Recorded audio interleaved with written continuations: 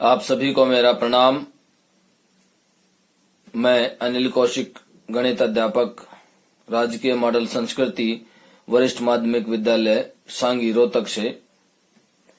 प्यारे विद्यार्थियों, आइए आज चर्चा करते हैं छठी कक्षा के गणित विषय के क्षेत्रमिति उप विषय पर, जिसकी अध्याय संख्या 10 है।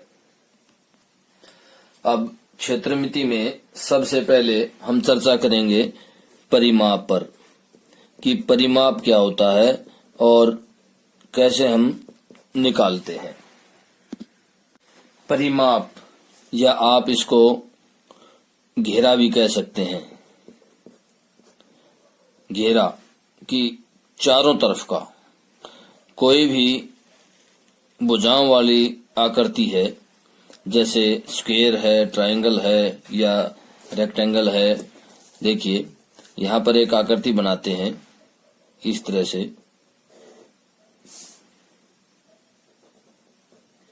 इस तरह से हमने एक आकृति बनाई। अब इसमें परिमाप कैसे ज्ञात करेंगे आप? ये है 5, ये 4, ये 2 है। तो इसका परिमाप या घेरा क्या होगा? देखिए, परिमाप से क्या समझते हैं? जब किसी भी आकृति को, वो रेखाखंडों से बनी आकृति होनी चाहिए, जब हम किसी भी आकृति के एक बिंदु से उसकी बाउंड्री के ऊपर से चलते हैं और उसका कुल योग जो है करते हैं, तो क्या कहलाता है? परिमाप कहलाता है। आप एक तरह से बाउंड्री, लेंथ ऑफ बाउंड्री या बाउंड्री की लंबाई भी आप एक तरह से आप परिमाप समझ सकते हैं। अब आपके सामने स्क्रीन पर एक चित्र और दिखाई दे रहा है। ये एक स्क्वायर है। ये इस तरह से एक स्क्वायर है। आप ध्यान से देखिए कि इसका परिमाप कैसे होगा। हम यहां से चलना शुरू करते हैं, ये इस तरह से, ये और सभी जो भुजाएं हैं या जो रेखाखंड हैं उनका सबका जोड़ करते हुए वापस उसी बिंदु पर आ जाते हैं। तो ये क्या कहलाता है? परिमाप कहलाता है। अगर ये 4 है, ये भी 4 है, तो इसका परिमाप क्या होगा? तो इस आकृति का परिमाप क्या होगा? 4 को, सब 4 को क्या कर दें? जोड़ दें। तो क्या आ जाएगा? 16 यूनिट, 16 यूनिट इसका क्या आ जाएगा? परिमाप आ जाएगा। तो इस तरह से आप परिमाप को अच्छी तरह से समझ पाए होंगे। अब हमारा अगला टॉपिक है आयत का परिमाप। तो आयत का परिमाप समझने से पहले हमें आयत को समझना होगा कि आयत क्या होती है। जैसा कि आपको स्क्रीन पर जो चित्र दिखाई दे रहा है, वो एक आयत का चित्र है। आप पिछली कक्षा में भी आयत के बारे में पढ़ चुके हैं। अब यहाँ थोड़ी सी चर्चा करते हैं। आयत क्या होता है? आयत की जो सम्मुख भुजाएं हैं वो एक दूसरे के क्या होती हैं? बराबर होती हैं। तो इस तरह से ये सम्मुख भुजाएं क्या है? बराबर है। ये ए, बी, सी और डी। तो यहाँ पर आयत की क्या क्या बराबर है? देखिए, आप पहले आयत समझिए, आयत के परिमाप से पहले, कि आयत में क्या क्या होता है। ए बी किसके बराबर दी गई है? ए बी सी डी के बराबर। और ए डी किसके बराबर है? B C. और प्रत्येक कोण 90 डिग्री का होता है। मैं प्रत्येक कोण इसलिए कह रहा हूं कि एक कोण से भी हमारा काम चल जाता है, लेकिन विद्यार्थी को अच्छी तरह से समझ में आना चाहिए। एक कोण कह देने से विद्यार्थी को ये समझ नहीं आता कि जो दूसरे 3 मतलब और जो 3 कोण बाकी बच गए वो कितने के होंगे। तो यहाँ पर अगर प्रत्येक कोण बच्चे को यूं बताया जाता है कि हाँ, प्रत्येक कोण 90 डिग्री का होता है, तो वो आसानी से समझ पाता है। तो आप सभी इस चीज की तरफ ध्यान दें विद्यार्थियों, कि प्रत्येक कोण इस आयत का 90 अंश का होता है। मतलब कोण ए, कोण बी और कोण सी, कोण डी कितने का है? 90 डिग्री का।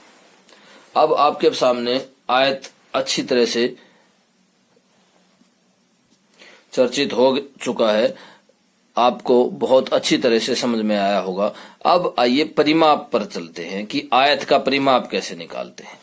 तो देखिए, जैसा कि आपको आयत के परिमाप से पूर्व बताया गया था कि आप कोई भी भुजाओं वाली आकृति हो, उसके किसी बिंदु से भी आप चलना शुरू कर दीजिए और सभी भुजाओं को जोड़ते जाइए। इसमें आयत का परिमाप क्या होगा, देखिए इस आयत का यहां से यहां तक जाएंगे तो ए बी आएगा, उसके बाद यहां से यहां तक क्या आ जाएगा, बी सी आएगा, उसके बाद यहां से यहां तक सी से डी तक जाएंगे तो क्या दूरी होगी, सी डी, और डी से ए तक जाएंगे तो क्या दूरी बनी, ए डी या डी ए। तो इस तरह से सभी भुजाओं का जोड़ हमारे पास क्या आया है, आयत का परिमाप। क्या आया हमारे पास, आयत का परिमाप। अब ध्यान से देखिए, अगर इसी आयत का परिमाप मैं इस तरह से लिखूं कि ये 10 सेंटीमीटर है, तो ये भी कितनी होगी, 10 सेंटीमीटर, और ये है 5 सेंटीमीटर, तो ये भी कितनी होगी, यहां से यहां तक चौड़ाई भी कितनी होगी इसकी, 5 सेंटीमीटर। तो अब इस आयत का परिमाप कैसे निकालेंगे, तो ध्यान से देखिए, यहां पर इस आयत का परिमाप कैसे निकालेंगे। बिल्कुल आपके सामने जो लिखा हुआ है स्क्रीन पर, उसी के हिसाब से A B 10 centimetre, B C 5 centimetre, फिर सी डी 10 सेंटीमीटर और ए डी 5 सेंटीमीटर। तो इस तरह से 10, 20, 20 और 10, 30, तो 30 सेंटीमीटर क्या आया, इस आयत का परिमाप। इस आयत का परिमाप हमने निकाला। तो इस तरह से हम आयत के परिमाप को सीखेंगे और क्वेश्चंस को निकालेंगे। यहां तक तो हमने सीखा कि आयत का परिमाप कैसे निकलता है। अब थोड़ी चर्चा आयत के परिमाप के जो फार्मूला है उस पर भी करते हैं कि फार्मूला कैसे बना। तो देखिए, हम यहां से नीचे आते हैं कि हमने चारों भुजाओं का जोड़ आयत का परिमाप के रूप में लिया कि आयत का परिमाप अगर हम निकालते हैं,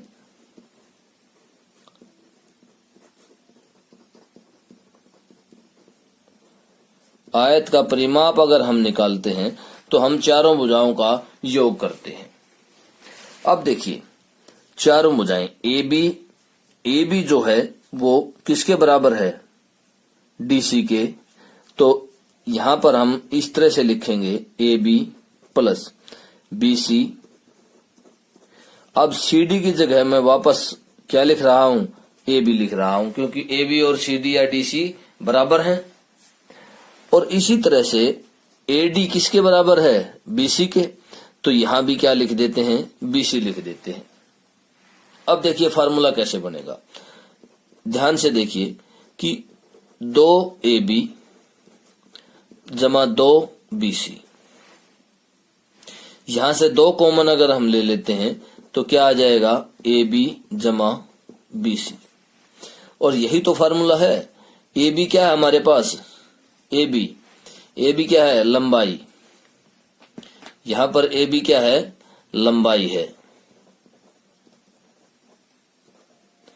ए बी लंबाई है, और बीसी क्या है, चौड़ाई, आयत की चौड़ाई। तो ध्यान से देखिए, यहां पर आयत का परिमाप कैसे निकलेगा, 2 ए बी क्या है हमारे पास, लंबाई, जमा बीसी क्या है, चौड़ाई।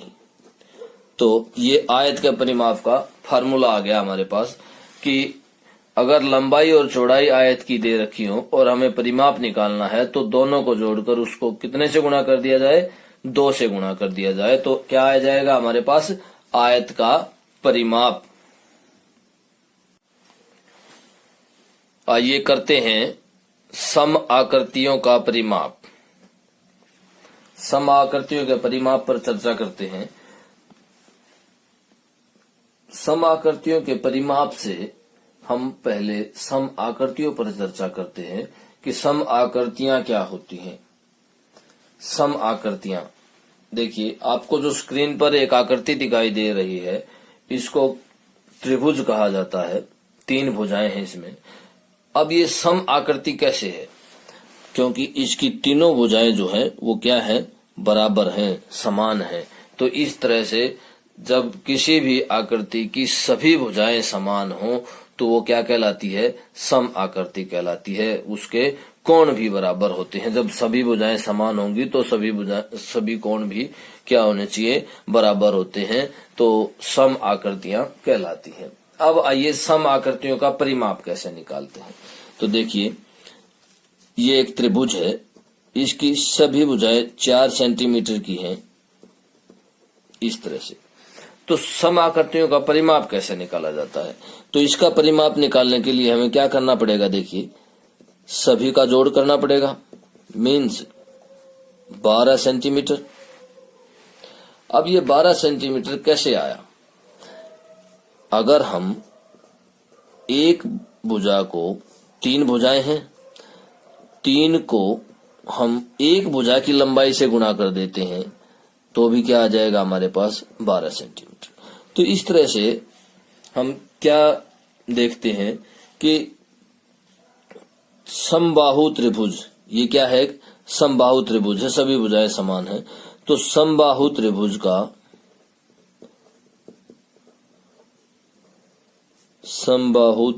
का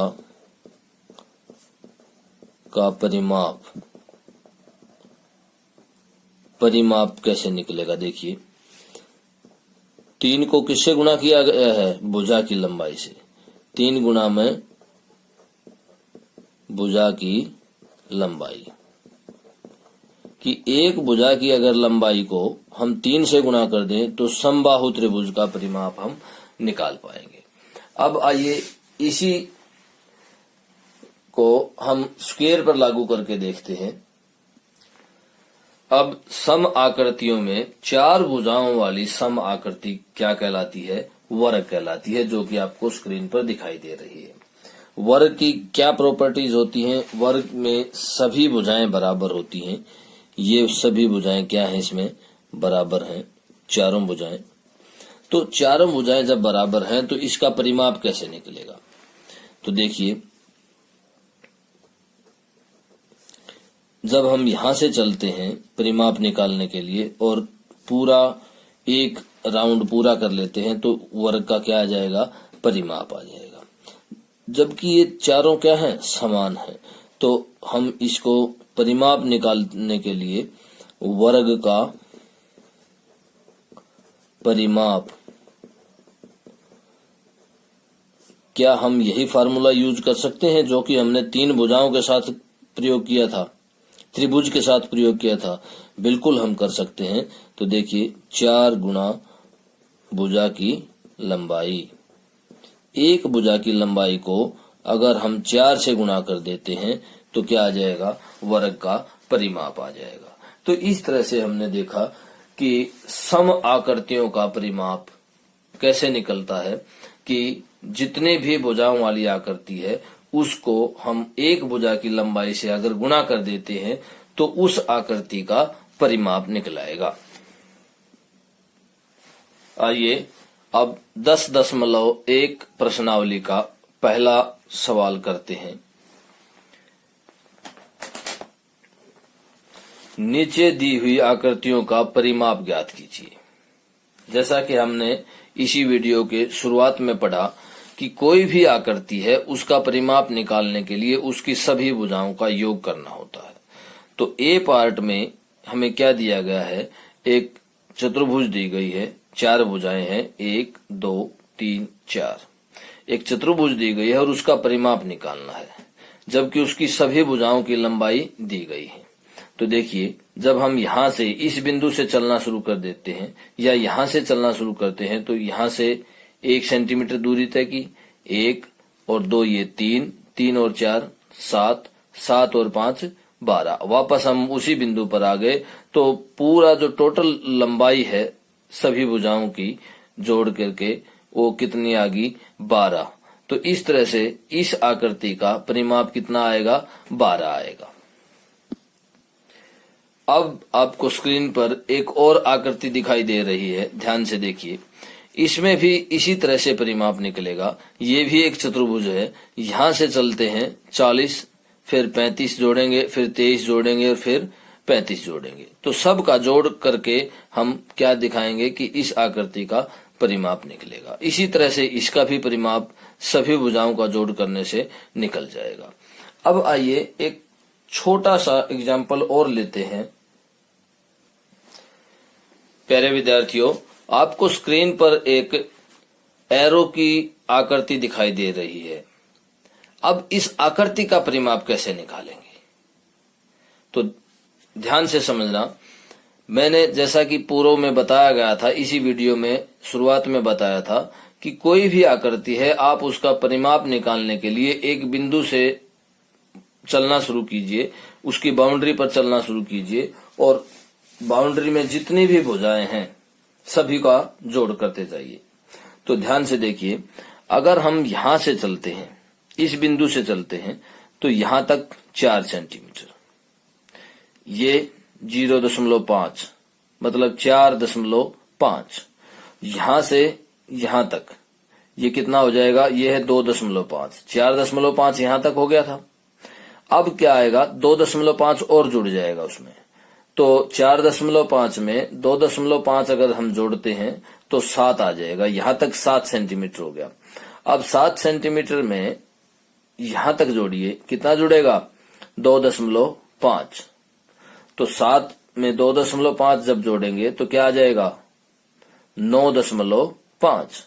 अब 0.5 फिर यहाँ ये है, ये 0.5, तो 9.5 में 0.5 जोड़ते हैं तो यहां तक कितना हो जाएगा 10।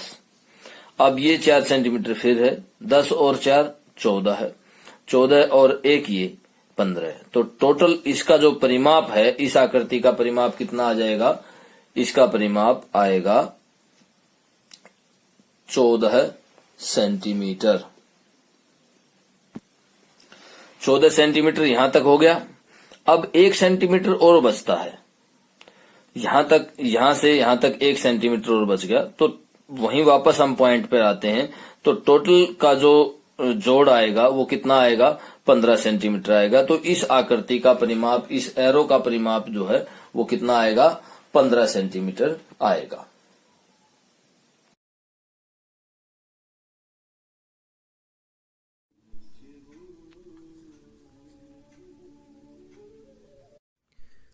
आइए चर्चा करते हैं 10.1 के क्वेश्चन नंबर 5 पर।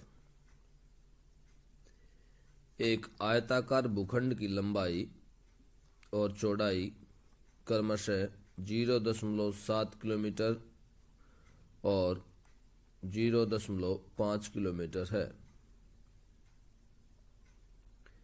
इसके चारों ओर एक तार से 4 पंक्तियों में बाड़ लगाई जानी है। आवश्यक तार की लंबाई ज्ञात कीजिए। इस क्वेश्चन को आप ध्यान से पढ़ेंगे। यह क्वेश्चन आपको 1 मिनट तक दिखाई देगा। आइए सबसे पहले हम लिखते हैं भूखंड की लंबाई और चौड़ाई।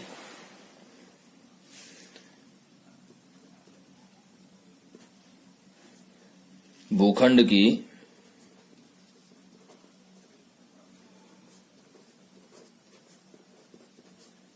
लंबाई जो है वो 0.7 किलोमीटर है और भूखंड की चौड़ाई जो है वो दी गई है 0.5 किलोमीटर।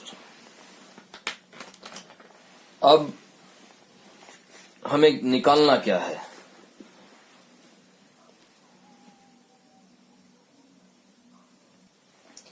अब ये देखिए, आपको स्क्रीन पर जो चित्र दिखाई दे रहा है, क्या आप अंदाजा लगा सकते हैं वो किस प्रकार की आकृति है?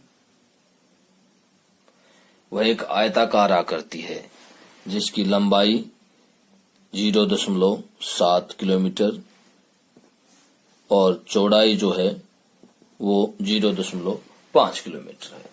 तो जो भूखंड का आकार हमें दिया गया है वो किस तरह का दिया गया है? आयताकार। अब आयताकार भूखंड का हमें क्या निकालना है? परिमाप। आयताकार भूखंड का परिमाप। देखिए, परिमाप आपको लंबाई दी गई है, चौड़ाई दी गई है।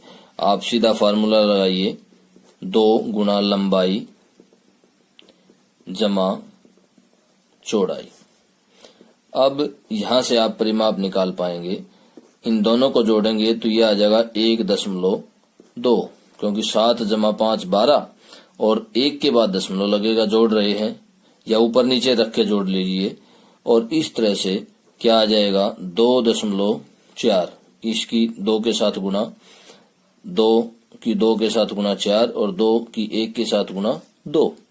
तो इस तरह से 2.4 किलोमीटर ये हमारे पास क्या आ गया? इस भूखंड का परिमाप आ गया। अब उसके बाद क्या कहता है? देखिए कि इसके चारों ओर एक तार से 4 पंक्तियों में बाड़ लगाई जानी है। मतलब ये किसके बराबर है? एक बार जो तार लगाया गया है, जैसे यहां से हमने तार लगाना शुरू किया और यहां तक गए, फिर इधर गए, ये पूरा हमने एक चक्कर कवर किया, तो ये एक चक्कर के बराबर लंबाई है 2.4 किलोमीटर। अब वो कितने पंक्ति लगाना चाहता है बाड़ की? 4 पंक्तियां। तो यहां पर हम लिखेंगे एक पंक्ति बाड़ की लंबाई। बाड़ की लंबाई भी लिख सकते हैं और इसकी जगह आप क्या लिख सकते हैं? तार की लंबाई भी लिख सकते हैं, क्योंकि बाड़ किसकी लगाई गई है? तार से ही बाड़ लगाई गई है। तो बाड़ की लंबाई कितनी है हमारे पास? 2.4 किलोमीटर। अब एक पंक्ति के लिए तो 2.4 किलोमीटर है, और ऐसी कितनी पंक्तियां लगाना चाहते हैं? 4 पंक्तियां। तो 4 पंक्तियों के लिए 4 पंक्तियों के बाड़ लगाने की लंबाई कितनी होगी? देखिए, हम इसको कितने से गुणा कर देंगे? 4 से गुणा कर देंगे, तो ये कितना आ जाएगा? 9.6 किलोमीटर। तो इस तरह से हम 5वां क्वेश्चन जो है वो कंप्लीट करेंगे 10.1 का।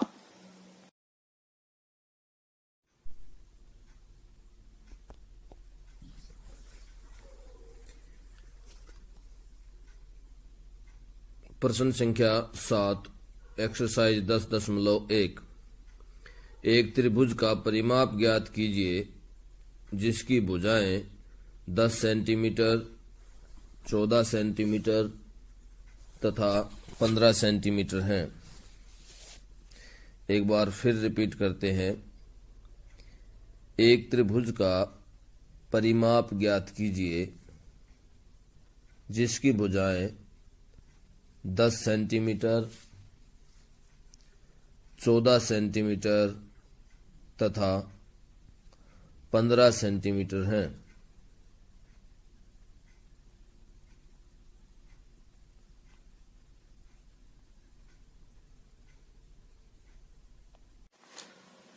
त्रिभुज का परिमाप ज्ञात कीजिए जिसकी भुजाएं 10 सेंटीमीटर, 14 सेंटीमीटर और 15 सेंटीमीटर है।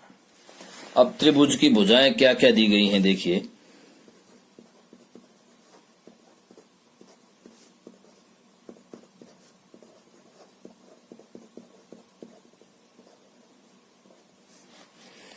क्या क्या दी गई हैं? 10 सेंटीमीटर। दूसरी भुजा क्या दी गई है? 14 सेंटीमीटर। और तीसरी भुजा क्या दी गई है? 15 सेंटीमीटर। आपको त्रिभुज की तीनों भुजाएं दी गई हैं और आपको क्या निकालना है? परिमाप निकालना है। आपके सामने स्क्रीन पर एक त्रिभुज दिखाई दे रही है। तो देखिए, ये 10 सेंटीमीटर है, ये भुजा 15 सेंटीमीटर है और ये भुजा 14 सेंटीमीटर है। तो इस तरह से आपको एक त्रिभुज दी गई है। अब इस त्रिभुज का परिमाप निकालना है। तो देखिए, त्रिभुज का परिमाप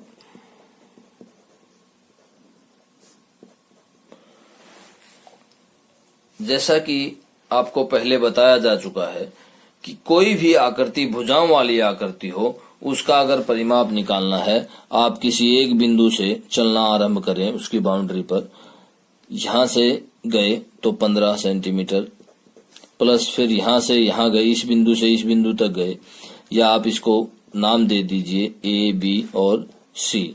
आप ए बिंदु से बी बिंदु तक गए तो आपने कितनी दूरी तय की? 15 सेंटीमीटर, जो कि हमने लिख दिया है। उसके बाद बी बिंदु से सी बिंदु तक गए तो कितनी दूरी तय की? 14 सेंटीमीटर। उसके बाद सी से ए बिंदु पर वापस उसी बिंदु पर आए तो आपने कितनी दूरी तय की? 10 सेंटीमीटर। अब कुल दूरी कितनी तय की आपने? देखिए, 15 और ये 14, ये 29 हो गए। 29 और 10 39। तो इस तरह से आपने 39 सेंटीमीटर दूरी तय की, जो कि त्रिभुज का क्या है? परिमाप है।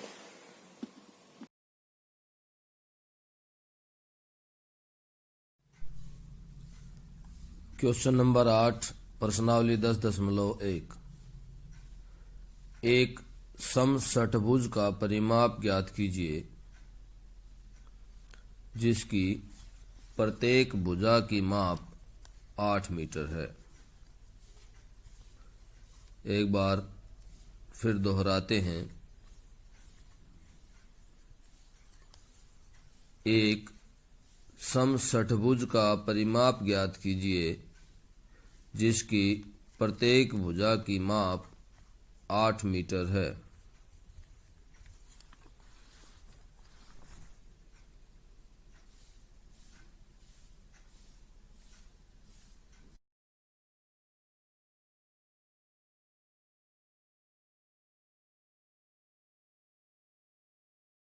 देखिए, क्वेश्चन नंबर 8 में एक समषट्भुज दी गई है जिसकी प्रत्येक भुजा की माप 8 सेंटीमीटर है। समषट्भुज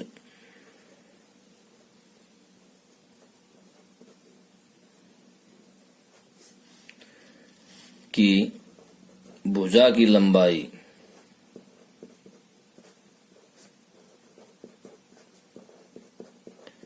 क्या दी गई है? 8 सेंटीमीटर, या आप 8 मीटर लगा लीजिए। 8 मीटर, 8वां क्वेश्चन है ये 10.1 का। 8 मीटर दी गई है इसमें। अब आपको इसका परिमाप निकालना है। समषट्भुज से आप क्या समझते हैं? समषट्भुज सम समान, षट्भुज है 6 भुजाओं वाली आकृति, जिस आकृति की 6 भुजाएं हैं और 6 की 6 क्या हैं? समान हैं, बराबर हैं। तो हम पहले पढ़ चुके हैं कि जो सम बहुभुज होते हैं या सम आकृतियां होती हैं, उनका परिमाप कैसे निकलता है। अब समषट्भुज है तो समषट्भुज का परिमाप जब हम निकालेंगे तो हम वही फार्मूला लगाएंगे, समषट्भुज का परिमाप। देखिए, कितनी भुजाएं हैं? 6 भुजाएं। 6 गुना भुजा की लंबाई। अब यहां पर 6 गुना भुजा की लंबाई है तो 6 क्या है? 6 है षट्भुज की 6 भुजाएं, और भुजा की लंबाई कितनी है? 8। तो गुणा करने पर कितना? यह आएगा 6 गुना 8 48 मीटर।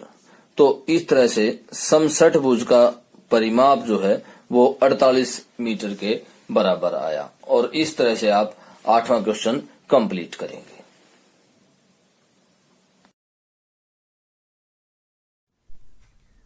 आइए चर्चा करते हैं प्रश्न संख्या 14 प्रश्नावली 10.1। एक आयताकार बगीचा जिसकी लंबाई 175 मीटर और चौड़ाई 125 मीटर है के चारों ओर 12 रुपये प्रति मीटर की दर से बाड़ लगाने का व्यय ज्ञात कीजिए। एक बार फिर दोहराते हैं क्वेश्चन को। एक आयताकार बगीचा जिसकी लंबाई 175 मीटर और चौड़ाई 125 मीटर है के चारों ओर 12 रुपये प्रति मीटर की दर से बाड़ लगाने का व्यय ज्ञात कीजिए।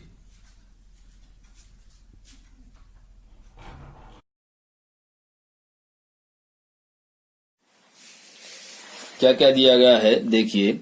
आयताकार बगीचा जिसकी लंबाई 175 मीटर है। आयताकार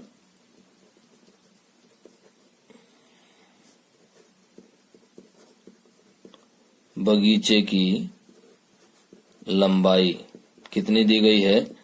175 मीटर। इसी तरह से चौड़ाई क्या दी गई है? आयताकार बगीचे की चौड़ाई दी गई है 125 मीटर।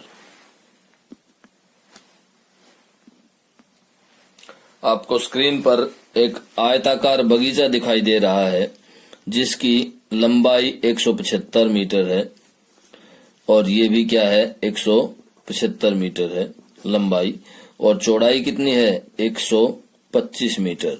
तो ये भी क्या है? 125 मीटर। तो इस तरह से आपके सामने एक आयताकार बगीचा है।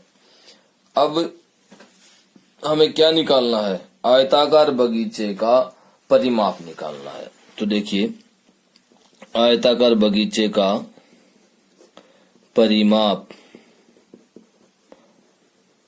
क्या आएगा? 2 गुना लंबाई जमा चौड़ाई।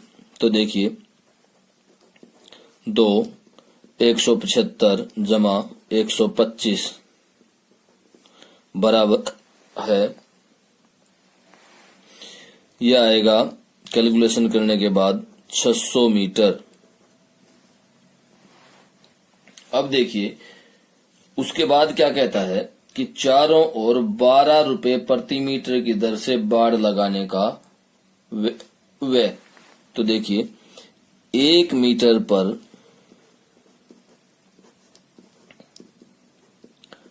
बाड़ लगाने का व्यय कितने रुपए? 12 रुपये। अब हमारे पास टोटल कितने मीटर हैं? 600 मीटर। अब 600 मीटर पर बाड़ लगाने का व्यय कितना आएगा? हम 12 को 600 से गुणा कर देंगे तो कितना आ जाएगा? 7200 रुपये। कितना आएगा? 7200 रुपये। तो इस तरह से हम 10.1 का 14वां क्वेश्चन कंप्लीट करेंगे।